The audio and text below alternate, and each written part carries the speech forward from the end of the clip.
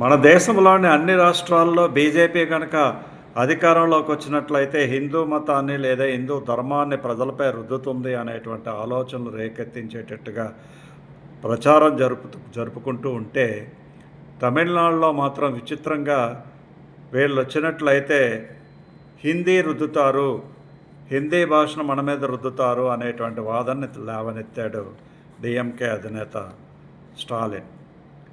ఇక్కడ ఖచ్చితంగా ఒక విషయాన్ని మీ ముందు ఉంచాలి.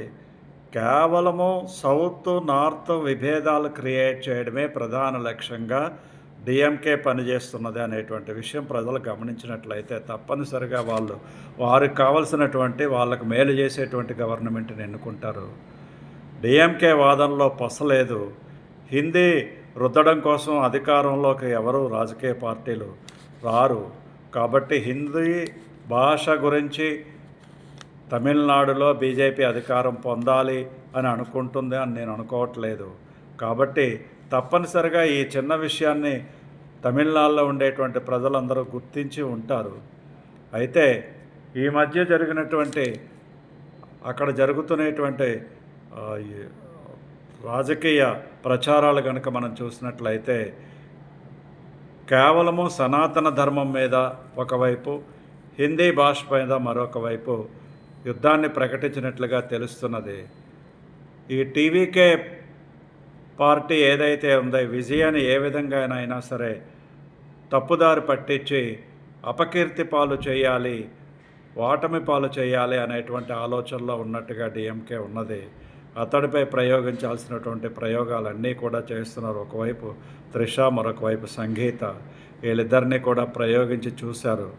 అతడికి అన్పాపులర్గా చేసి అధికారాన్ని తమ వద్దే ఉంచుకోవాలనే ప్రయత్నం జరుగుతున్నది. మరొక వైపు బీజేపీ ఉవ్వెత్తున తన ప్రచారాన్ని మొదలుపెట్టి ప్రజల్లోకి వెళ్తున్న సందర్భాన్ని దృష్టిలో పెట్టుకొని బీజేపీకి అధికారంలోకి రాదగ్గ ఓటు బ్యాంకు లేదు కాబట్టి దాని మీద కూడా బురద జల్లేటువంటి ప్రయత్నం చేస్తూ ఉన్నది.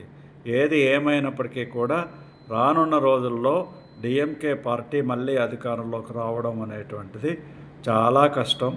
వాళ్ళు ఊహించినట్టుగా స్కీములపైన లేదా ప్రజాకర్షణ పథకాలపైన ఆధారపడి అధికారం తమదే అని విర్రవీగడం మనకి వాళ్ళ ప్రకటనల ద్వారా, వాళ్ళు చేసేటువంటి పనుల ద్వారా మనం అర్థం చేసుకోవచ్చు.